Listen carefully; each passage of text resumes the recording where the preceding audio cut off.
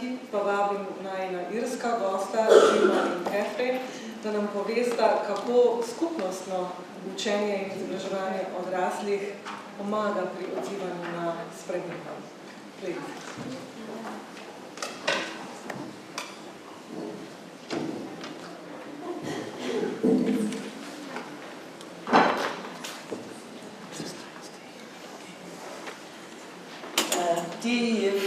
Thoughts on a downward Velshalish, that's to say, I'm glad to be with you here today and looking forward to giving our presentation.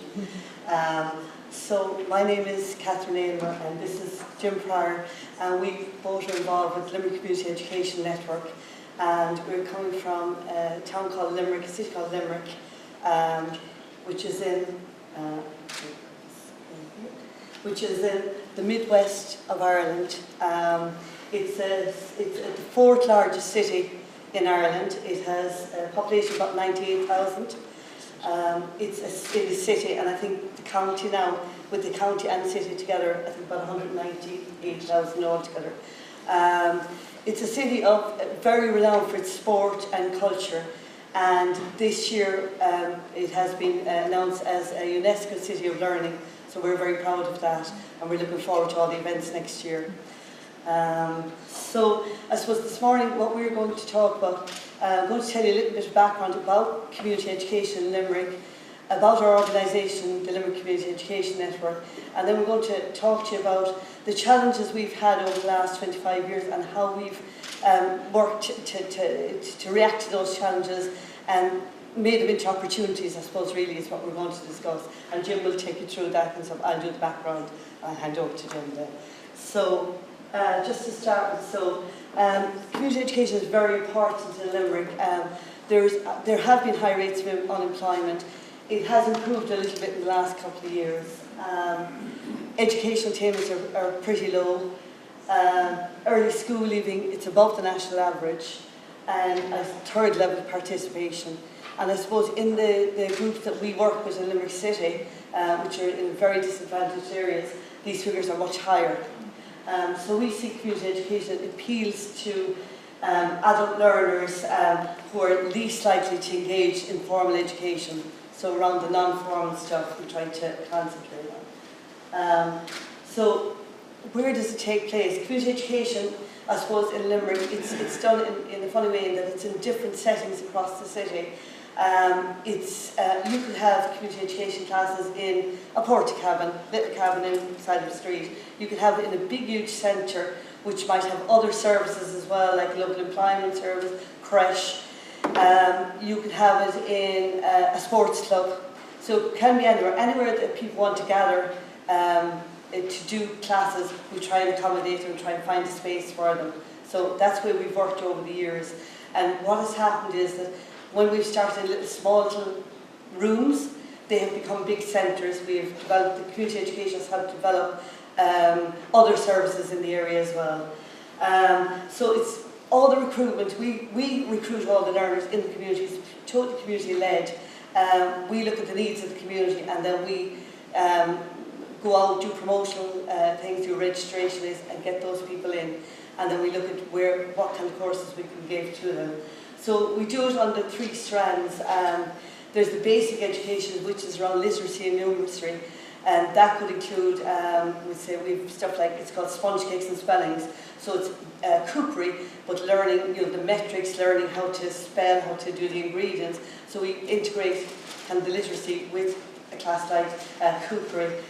We do family learning, which is dads and lads, which is bringing fathers and sons together, grandfathers and their grandchildren together to work together, and that kind of gives that intergenerational thing. Then we have the non-formal, which we call, I suppose, non-formal for us is, we call them the kind of social classes, courses. So they're kind of things like, creative writing, art, craft classes, that kind of stuff. And we always talk of those as our classes that get people in the door. Because if you say to a men's group or a women's group, would you like to come back? A lot of them have skills like knitting, cookery and stuff like that, but they've never sat in a class. They've had very bad experiences in school, and to get them back in the door, we say, yeah, come in, you know, you can learn new things, you'll learn with your peers in this class, and we will have a tutor to guide you along the way. And then we have the accredited stuff. And 6 of the community groups in Limerick became quality assured centres, and we have a system now, Quality Qualifications Ireland, and it's the QQI, and it's a national awarding body. So 6 of the community groups, about 2006, 2007, applied to become quality assured centres. So we can run our own certified classes ourselves. So that we run from level 3 to level 6 in a number of different disciplines. Our main support, funding-wise, would be Limerick and Clare Education Training Board, and that's the local structure that gets funding from the National Department of Education. So they fund us on a voluntary, you know, they fund voluntary groups with tuition hours. So they give us, they pay for the tutors, they employ the tutors, and then we run the classes in the community. We rely a lot on volunteers.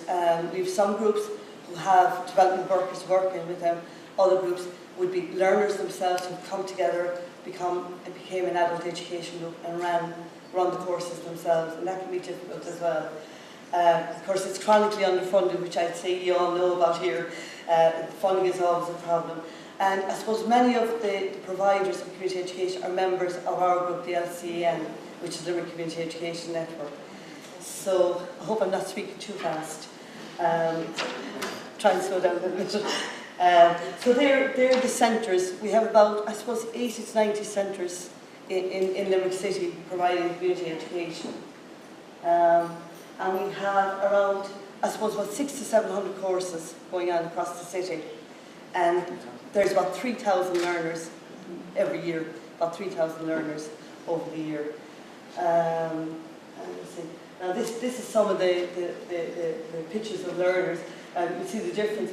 That was knitting groups, and we actually took part in the St. Patrick's Day Parade, which is our national day of celebration.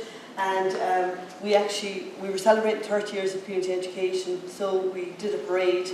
We had the men's group and artists who made life-size silhouettes.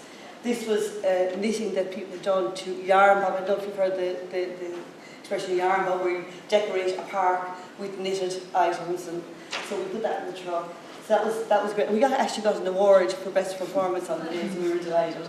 The group in the middle, our creative writing group, and that was a project, that was a book they produced this year, and they worked with the local university and the arts officer, and they did the writing, they did the production of the book, and we had a local volunteer artist do the headlines.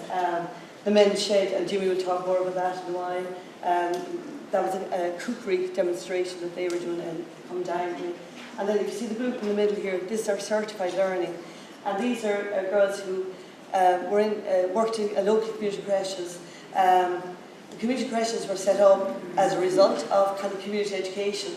We were coming into classes to do community education. We didn't have any childcare facilities. So we used to have people mind the children in the classroom. And then we said there was a need for the creche. Then regulations came in, government regulations, and we said, well, we need to train these people. So now we are training people up to a level 6 standard, which they need level 5 standard to work in a community creche now, and some of them at level 6. So we did a piece of research a couple of years ago, I think it was 2012, into the social value of community education in Limerick. And these were some of the findings we got from it, from some of the participants. So it was about their positive education experience. Most of them had come back, had been early school labourers, and found that they didn't have good experience in formal school, came back to school and really enjoyed it. The progression opportunities they had in their local communities, they didn't have to go to a big college which was very foreign to them. They were to come into their local community and do certified. The quality of life improved physically, mentally. You know, they felt it improved their mental health. A lot of people who come into community education they stay with us and they become volunteers in different, they may volunteer with senior citizens, they could volunteer with the Girl Guides, volunteer with sports groups, you know, so it does kind of promote that volunteerism, community engagement, active citizenship. We would have got them to get involved in voting, lobbying for funding for community education and stuff, and participation in local, regional, national and networks and associations. So, you know, because they've come in the door, they've got to know what it's about, they get the confidence to stand up for themselves and talk about these things. And the intergenerational impact, a lot of them said that because they were going back to school, their kids saw them as going back to school, their grandchildren, God, it's worth staying in school now, I'll stay in school, you know, so it did have an impact on that. And of course, lifelong learning, you know, we have people from 1819 to 85. There was a lady spoke last year, an 85-year-old, she just finished a level 3 in ICT, which was brilliant, you know, and spoke really, really passionately about it. So I'll tell you just a little bit about the organisation and I'll pass it over to Jen. So the LCN, which is the Limerick Community Education Network, we were set up we'll be 25 years next year. And I suppose I'm involved in it, I suppose as a member I was involved in it because I worked in the Community Education Centre. So I'm a member for about maybe 24 of those 25 years. And when we started first, we were brought together by the local Education Training Board and the local partnership. They said, you know, we need to get you together.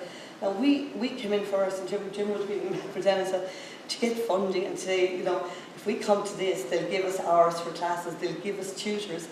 But then as we went on, the community started to lead and the community became more involved. So now it's totally community led.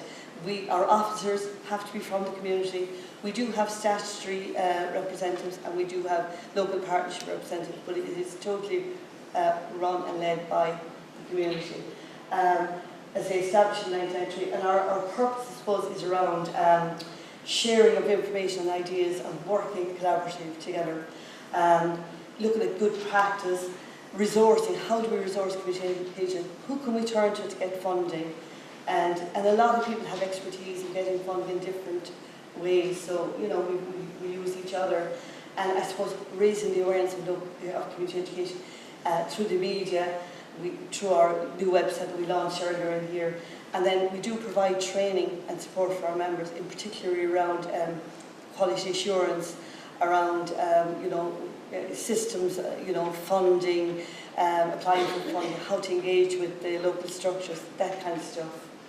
And I suppose that's our membership there. See, geographically we have all the groups, and our city is kind of divided into the old-fashioned, it used to be parishes, we'd say, now they're communities, so that's the geographical. There are statutories, the Limerick Clare Education Training Board, and then the Paul Partnership would be our local development company, really is a local development company. And then we have special interest groups, so we have ADAPT, which is a refuge for women experiencing domestic violence. We have the Limerick Women's Networks, which is a network of women's groups across the city. And we have Odraslih, which is a group set up to look after migrants and asylum seekers. So we have a good spread of people involved. And that's us. That's our group, some of our group, and that was at the launch of our strategic plan. And this lady, and there's a copy outside if anybody wants a copy of it. And this lady next to Jim she was the Minister for Education and the Minister for Environment. Both took on both ministries, and she's a local lady as well. She's from Limerick, so it was great to have her. And she actually was very good to us around keeping our funding going. So I suppose our achievements over the years and what we've done, I suppose big thing would be celebrating 25 years. I think the last 25 years is great. There was times when we thought we were gone, you know, just wasn't going working. We launched our website this year, and I think that would be great for learners, for coordinators, because we're trying to get as much information up there as possible, as well as promoting ourselves. AINTAS, we're very involved in AINTAS, the national organisation, and we became Star Award winners with them in 2012, which was a great honour. As I said, you heard about social value of community-based adult education. And we support the establishment maintenance, because that's a big thing, is maintaining quality assurance, maintaining making sure that you're up there with the policies, with everything to do with education, and we do a lot of support around that. I suppose cross-community, supporting each other, promoting each other. We do a lot of citywide events. We have 2 learning festivals during the year. We have the Aintis Learning Festival, and we have our own Lifelong Learning Festival. And each year we try to do a citywide, where we bring all the groups together. So last year we did a cultural event, and what we did was we had about 12 groups from across the city, drama groups, singing groups, anybody who into performance and community education, brought them together and showcased all our work. So we've done that. And I suppose the main thing is we're all about supporting the learning voice, and we try every year, particularly the National Learning Forum, which has been set up by Aintis, to ensure that the learner voice, and we ensure that we have representatives from Limerick at that forum every year, so that our views and the learners' views from Limerick are represented. So I suppose Jim is going to talk now around the challenges, and we've picked a few over the years that have impacted on us, and how we've dealt with it, and how we've made them into opportunities, I suppose. And I suppose regeneration of our city. Limerick was in a bad way, and there was a report brought out, John Fitzgerald brought a report, and regeneration was set up in Limerick, and Jim will talk more about that. The recession, of course, and the Troika, and the whole thing around Europe, that had a huge impact on communities. You all spoke about digital divide, just ICT, and the problems with trying to keep people up to speed with that. And our biggest thing in the last year or two was adapting to national, regional and local structural changes, which we've had a lot of. So Jim is going to go into more detail about that. Thank you.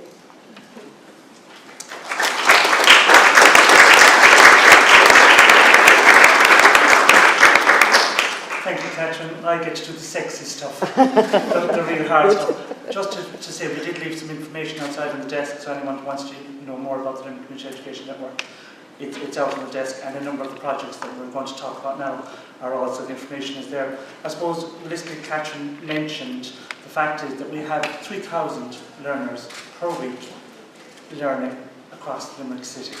Now again, we're talking about Limerick City, even though we're combined, which is one of the national regional changes, but we have 3,000 in the city.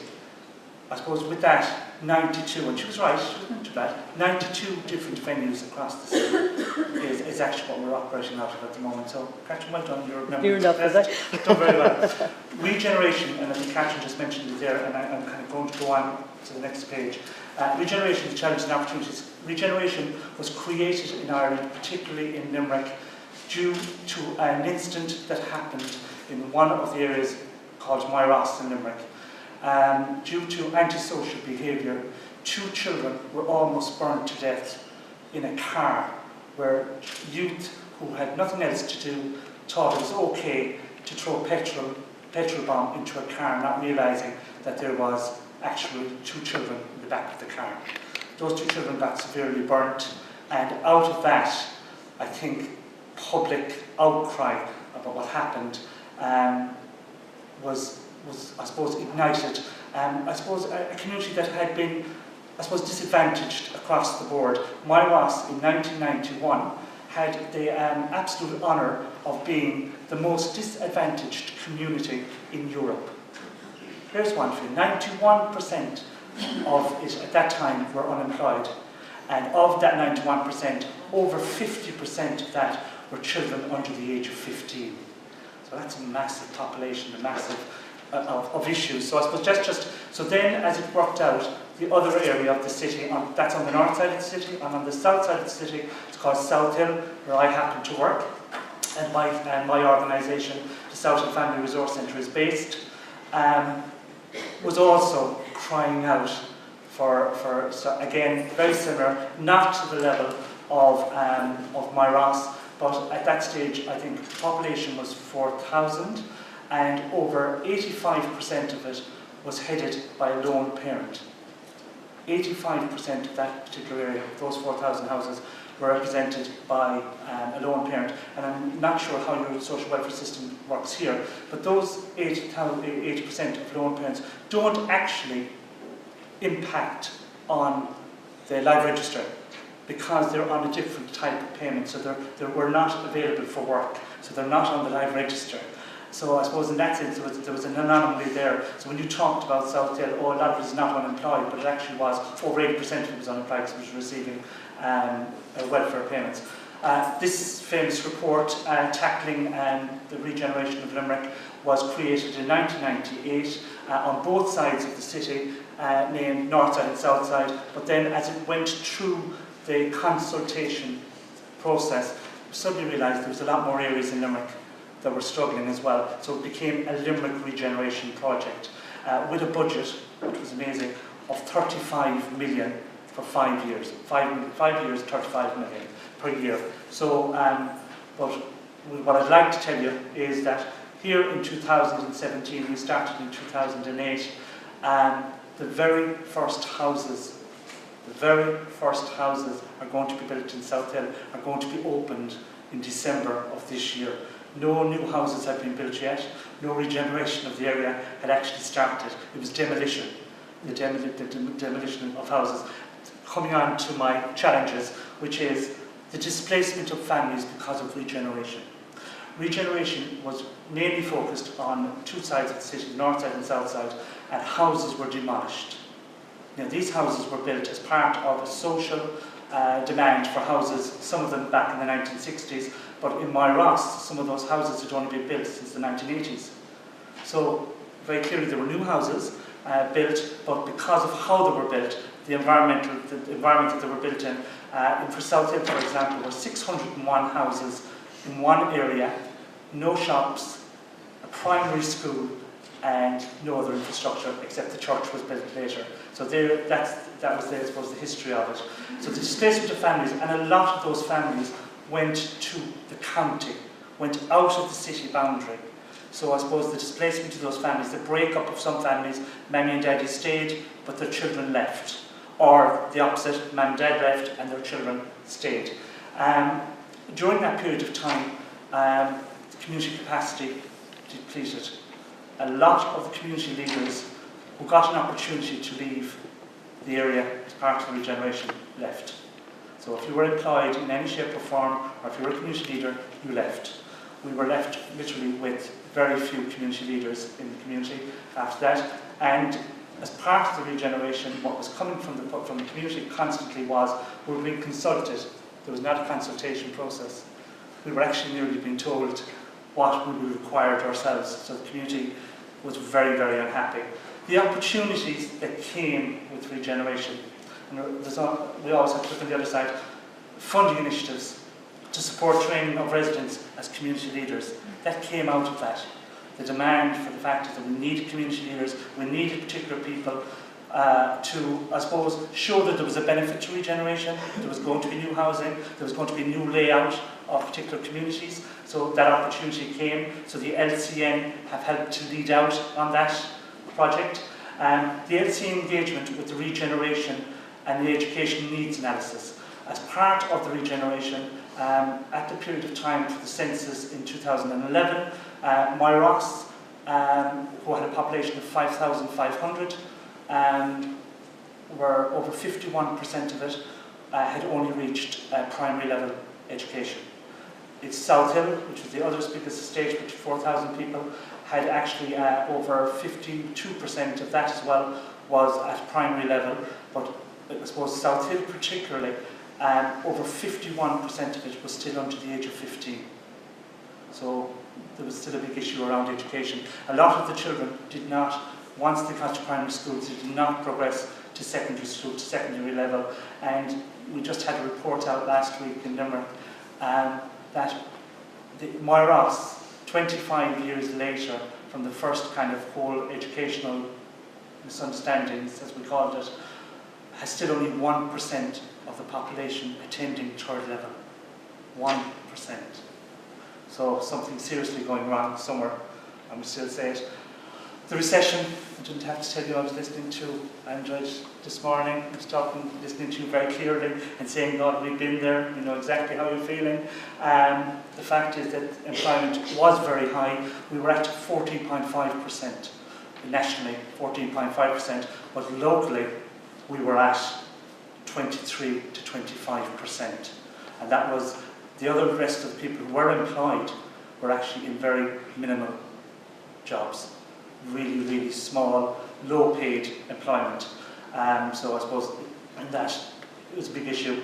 And the change in the policy then from social inclusion, which the monies was coming from, to the activation, to more about, we're not interested in how the community development projects are working along the communities. We're not interested in how we're building the capacity of the local people to make sure the community is safe, whatever. It was more about, can we get them trained up to go to jobs that are going to come down the line. Now, what was interesting for us was they couldn't tell us what jobs were coming down the line, so what type of training were we supposed to provide. So it was an interesting piece of work. The opportunities for that was engaging with, for example, at the start, before 2009, only 2% of men were involved in community and adult education. It's an interesting figure. 2% across the city. It gave us an opportunity to engage with them, it gave us an opportunity to go out and see what they was like. One of the initiatives was the Men's Sheds initiative, which I'm sure you may have heard of here. We have information outside. Limerick was very active in that process. We were able to create 7 men's sheds across the city. And from there we created a network of men's sheds, which you'll see shortly.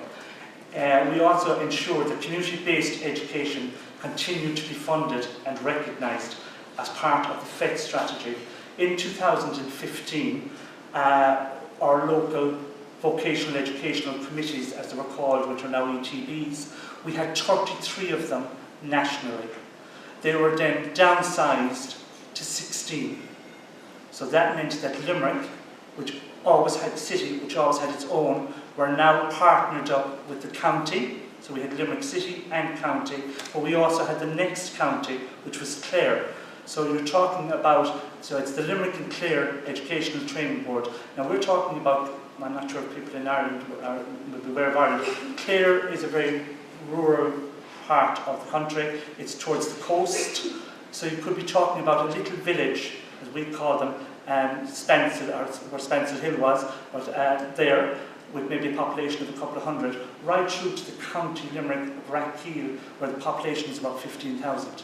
So then this new ETB has now to work across that city.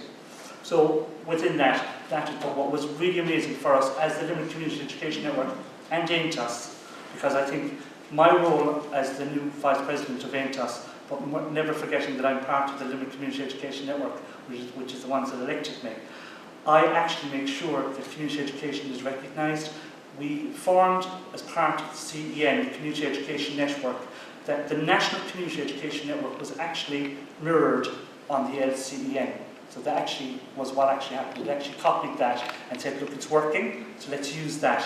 So we were able to lobby the minister, who very luckily at that time was from Limerick, who we had a very good relationship with.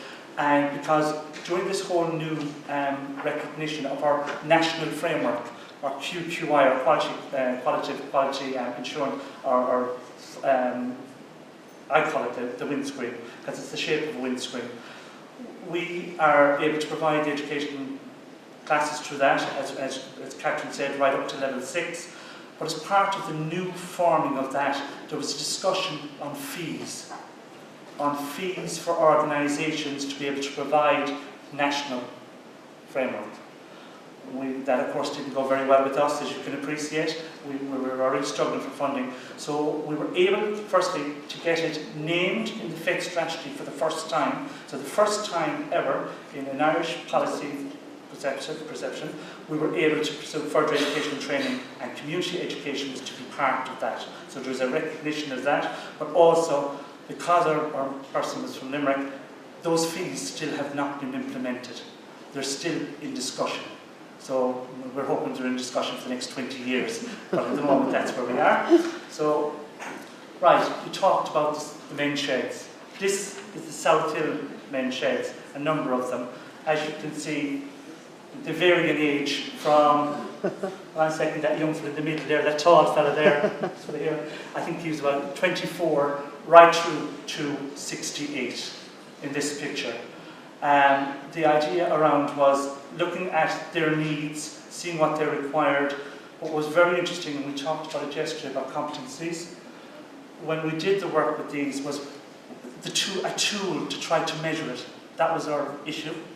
But in 2009, both myself and Catherine had the opportunity to attend a conference in Göttingen in Germany, where as part of, AGES was part of that conference, they were trying to create a tool to measure competencies. And actually as part of that program they did create a tool, so we took that tool and we adapted to our own local levels, and we're using that still a couple of years later to build up the capacity and leadership skills for these men, because it is an opportunity for us to be able to use something that they're able to use, so we're able to do that. So that's the South Hill Men Sheds. Nice bunch of guys, aren't they?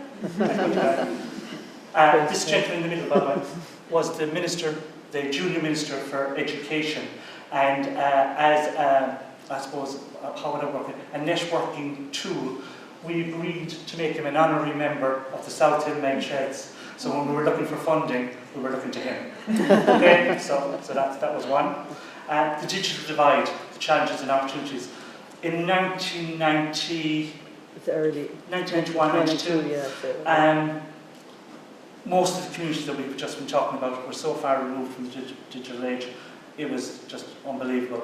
I think at one stage, I think that there was the Family Resource Centre in South Hill, where it wasn't even there. There was no community structure there to have actually buildings. I think the only person to have a mobile phone at that time was the priest. So that's how we're talking from the bottom, literally scratch. Most people didn't have it, but we obviously were lucky enough to say, well, okay, we need to be introducing something here.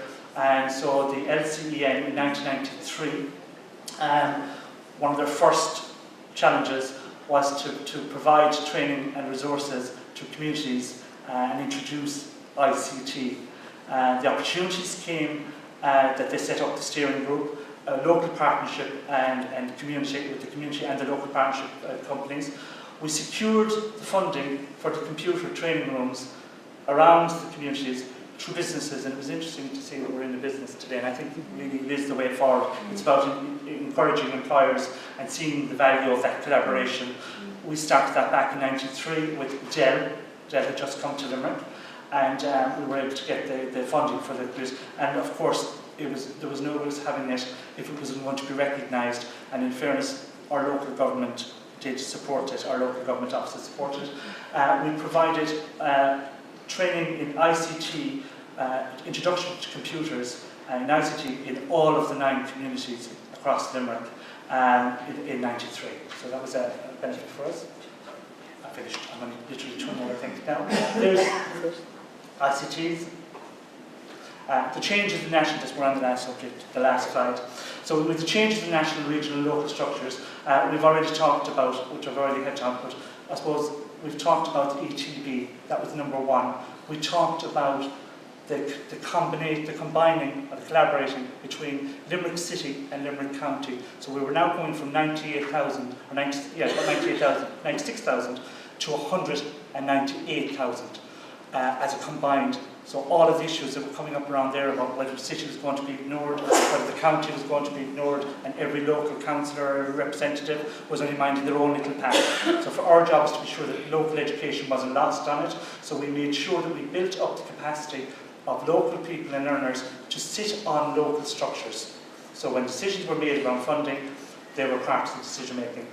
The statutory recognition, which we've already talked about, it's part of the New Fed strategy.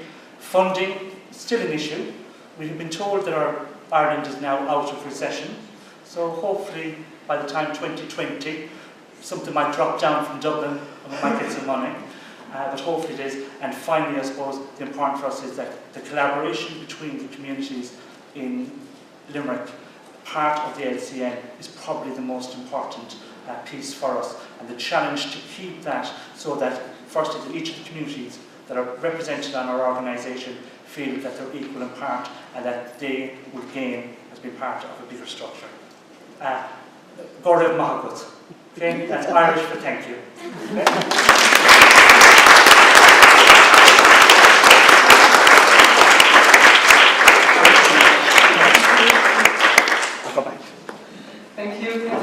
Jim for this interesting presentation of Limerick, of Ireland a little bit. We were there and we were very enthusiastic about what we saw and what we experienced together with you.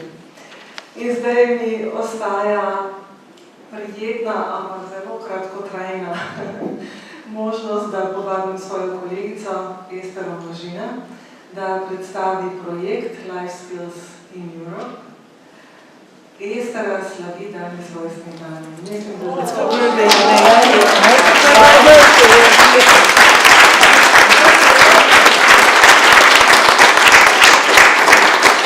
Ima še kdo danes, na 4. oktobra, rojstni dan?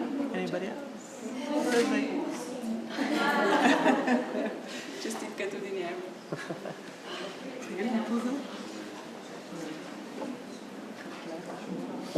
Ja, se pravi vertikalo.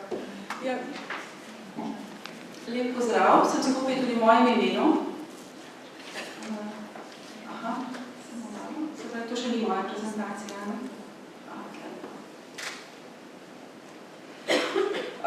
Torej, ne vem, kaj lahko povem v 10 minutah, malo mi je to presenečenje. Torej, moja tema je, oziroma predstavlja bom projekt življenjske spretnosti odraslih v Evropi. Tako bi hodila okrog. Življenjske spretnosti, kaj vam to pove? Kaj ima to zveze z prilagajanjem na spremembe? A je to nekaj kot naš vsakdanji kruh? Nekaj, kar imamo vsi in težko definiramo? Tako nekako se je zdelo tudi nam, ko smo bili povabljeni v projekt K2 Erasmus Plus o življenjskih spretnostih odraslih v Evropi. Ampak zdaj, ko nekako smo na polovici projekta, se mi zdi, da pravzaprav ima veliko opraviti življenjske spretnosti odraslih s tem, kako živimo in kako se prilagajamo na spremembe. Mogoče je tudi prav, da razmišljamo v tej družbi, ki je obsedena z delom o življenjskih spretnostih. S kolegico Petro smo se ravno kar vrnile iz delovnega sestanka v Angliji v okviru projekta, kjer smo se pogovarjali tudi o tem, da je pravzaprav treba razmišljati tudi o spretnostih tistih odraslih, ki mogoče nikoli ne bodo dobili dela, ker dela ne bo za vse. Življenjske spretnosti pa bomo morali imeti vsi. Torej, zelo na kratko, koliko mi bo uspelo, se bom sprehodila po tem, kako smo v projektu razumeli življenjske spretnosti, zakaj se projekta sploh lotevamo, kaj nam izobraževalcem lahko ta projekt prinese. In pomitna, da me bo zvonka prekinila, najbolj prekmalo. Ampak ne glede na to, kje me bo prekinila, bi rada, da odnesete s sabo vsaj en drovec, eno razmišljanje o tem, ali so življenjske spretnosti lahko neko novo vezivo za naše programe. Govorimo o kompetencah, o spretnostih za trg dela, za osebno življenje. Kaj so pravzaprav življenjske spretnosti? Kaj pomenijo življenjske spretnosti? Torej, gre za dvoletni projekt, kot sem rekla, na sredini projekta smo, to bi rada povedala, koordinirana Evropska organizacija, asociacija za izobraževanje odraslih, sodelujemo 3 nacionalne ustanove, poleg Antropološkega centra, tudi Danska zveza za izobraževanje odraslih, neka Marela, organizacija za neformalno izobraževanje, ter Inštitut za učenje in delo, ki je v nekem smislu pod svoje okrilje vzel tudi na isto organizacijo, s katero smo v preteklosti zelo veliko sodelovali, in lokalna organizacija iz Grčije Daphne Kep. Razlogi, zakaj se nam zdi, da smo dobili ta projekt, so v naslednjih velikih. Nekako, če pogledamo 3 korake Upskilling Pathways, se nam zdi, da je Evropska komisija naklonjena novim projektom, ki iščejo odgovore na to, kako učinkovito izobraževati različne ranljive skupine. Torej, utemeljili smo projekt za rezultate raziskave PIAC za naraščanje števila priseljencev v državah Evrope s pomanjkanjem ustreznih programov za razvoj spretnosti, različnih spretnosti za življenje v multikulturni družbi. In s tem, ker imamo številne programe, ki pa so premalo učinkoviti. Osredotočili smo se na 3 skupine, ranljive skupine, ki nimajo dovolj dostopa do različnih virov, na priseljence, ki poleg jezika potrebujejo tudi različne druge spretnosti in kompetence za življenje v družbi sprejema, in na večinsko populacijo. Tisti del večinske populacije, ki se nestrpno odziva do tujcev, ampak zdaj se mi poraja vprašanje, ali nismo mogoče šli preozko, in sicer predvsem v luči dogodkov v Barceloni, ko se pravzaprav vlada tako nestrpno odziva na velik del svojega prebivalstva. V projektu želimo pripraviti, torej imamo neko vizijo, želimo pripraviti orodja, s katerimi bomo pomagali ciljnim skupinam, da se vključujejo v izobraževanje in da preko izobraževanja dosegajo pomembne smiselne cilje za svoje življenje. Želimo spodbuditi sodelovanje med različnimi ustanovami, ki lahko to vizijo udejanjajo. In seveda želimo promovirati vlogo neformalnega izobraževanja kot tistega, ki prispeva socialno vključenost. Zelo konkretne cilje smo si postavili za projekt K2, se pravi, želeli smo razumeti, kaj v resnici v Evropi in v svetu pomeni koncept življenjskih spretnosti in kako lahko povežemo ta koncept z izobraževanjem odraslih. Želimo zbrati, preučiti in ponuditi različne dobre prakse oziroma odlične prakse z tega področja in orodje za razvoj življenjskih spretnosti v Evropi. Želimo tudi razviti okvirni kurikul, model oziroma module za razvoj življenjskih spretnosti in seveda želimo pripraviti tudi priporočila za načrtovalce politik, kako načrtovati in udejanjati naše rezultate. Najbolj ni slučajno, da smo v projektu zbrali partnerji, torej tako Slovenija kot Velika Britanija smo v projekt povabljeni zato, ker imamo že neke modele, ki delujejo, ki so utemeljeni za izobraževanje posebej najbolj ranljivih skupin odraslih. Torej v Sloveniji jih najbolj poznamo. K temu smo dodali tudi izkušnje z različnimi trajnostnimi praksami. V Velike Britaniji je pa to Citizens Curriculum, pod tem imenom ga najdete tudi na njihovi spletni strani, že večkrat je bil predstavljen v Evropi in gre za celovit kurikul za razvoj spretnosti. Zdaj, Danska seveda ima veliko izkušenj, tudi sama organizacija, ki je vključena za izobraževanje za demokracijo in z učenjem življenja v skupnosti. Grčija kot lokalna organizacija ima veliko neposrednih izkušenj pri izobraževanju za trg dela in učenju za življenje v multikulturni družbi. EAA je pa, mislim, da najboljši in najbolj vnet zagovornik neformalnega izobraževanja in učenja v Evropi.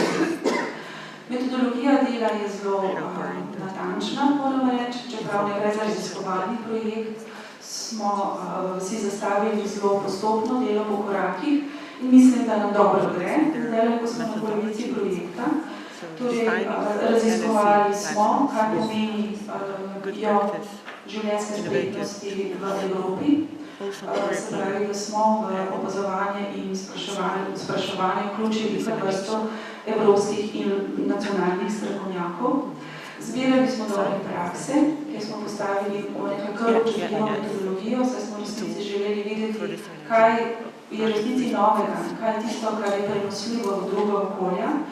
In za slovenske razmere smo izbrali študijske krožke, programe usposabljanja za življenjsko uspešnost in PUM kot tiste programe, ki omogočajo celovit razvoj spretnosti. Zbiramo orodja, cela vrsta jih je že zbranih in vse to bo podlaga za pripravo kurikula oziroma tudi orodja za diseminacijo. Življenjske spretnosti niso tako nov koncept. Moram reči, tudi nam na Trboškem centru je bilo to področje novo. V resnici pa tako UNICEF kot UNESCO sta nekaj zelo dobro opredelila koncept življenjskih spretnosti in jih tudi že, vsaj za v primeru UNICEF-a je tako, Valenka vnesla v kurikul, ki se izvaja predvsem v razvijajočem se svetu, se pravi na ravni osnovnega izobraževanja otrok in srednjega izobraževanja mladine. UNESCO je poskušal ta koncept nekako bolj približati odraslim in pravi, da se življenjske spretnosti nanašajo na osebno učinkovitost, vztrajnost, samozavest, samozaupanje, reševanje problemov. Se pravi neke spretnosti, neke veščine, ki odraslim omogočajo, da se soočajo z izzivi in najbolj tudi prilagajajo na spremembe. V projektu smo poskušali seveda sami razumeti, kaj pomenijo življenjske spretnosti v Evropi, se pravi v okolju, ki je razvito, ki zahteva neka druga vedenja in znanja, kot pa mogoče preostali svet. In smo nekako želeli bolj približati definicijo iz globalne, bolj na evropsko raven. In smo rekli, da so življenjske spretnosti sestavni del zmožnosti za življenje in delo v konkretnem, socialnem, kulturnem in tudi naravnem okolju. Oblikujejo pa se kot odgovor na potrebe posameznika v konkretnem okolju. Če spretnosti razumemo tako, vidimo, da je pri tem pomemben tudi vpliv vrednot in predhodnega znanja in tako pravzaprav življenjske spretnosti pravzaprav postanejo zmožnosti. Mogoče samo še nekaj besed, torej ne bom predstavljala kurikula oziroma vsebinskih modulov, ker ta del še nastaja, lahko da se bo tudi še spremenil. Te besede v angleščini so naš poskus, da bi se približali nekemu skupnemu razumevanju življenjskih spretnosti. Sicer smo pa rekli, da življenjske spretnosti odraslih zagotavljajo orodja za spopadanje z novimi izzivi, omogočajo in praktično in čustveno oporo za njihove bližnje. Pomembno so tako za posameznika, kot tudi skupnost, saj omogočajo prenos izkušenj med generacijami. Ne vem, če je to tudi definicija študijskih krožkov, ampak nekje tam blizu smo. Torej, še neke druge stvari smo poskušali definirati, zato da bi se bolje približali in nekako poenotili razumevanje. Torej, rekli smo, da bi morali biti življenjske spretnosti ena od ključnih pridobitev učenja in izobraževanja odraslih in da je pravzaprav za ranljive skupine to še posebej pomembno. Seveda smo se pa tudi priznali, da se življenjske spretnosti pridobivajo tudi zunaj izobraževanja s pomočjo prakse in izkušenj.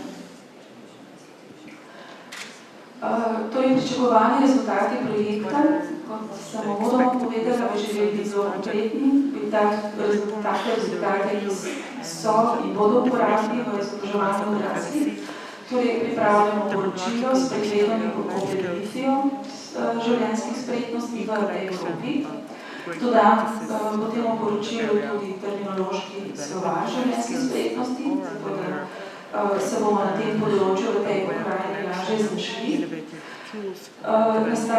Nastaja samo objavljena še mora biti na ustrezen način zbirka dobrih in odličnih praks pri razvoju življenjskih spretnosti z vse Evrope. Prav tako zbirka inovativnih orodij, to so neki didaktični pripomočki, ki so v bistvu takoj uporabni v različnih situacijah. Nastali bojo prenosljivi moduli za pripravo izobraževalnih programov ter orodje za ozaveščanje. Rezultate bomo predstavljali vsaj dvakrat v mednarodnem prostoru v okviru projekta in sicer prihodnje leto v Patrasu, na mednarodni konferenci in približno ob koncu projekta tudi v Bruslju novembra. Zdaj skušamo videti pravzaprav neko korist za nas oziroma neko dodano vrednost za izobraževanje odraslih. In seveda želimo najprej to, da je opredelitev življenjskih spretnosti podana praktično in poljudno, da je lahko konkretno uporabljamo v izobraževalni politiki in praksi. Kar se nam zdi osrednjega pomena je to, da opredelitev koncepta in teoretskih podlag za življenjske spretnosti omogoči povezovanje individualnih življenjskih projektov ranljivih skupin odraslih programov. Povedala sem že o modelu, povedala sem že tudi o konkretnih primerih. Hvala lepa.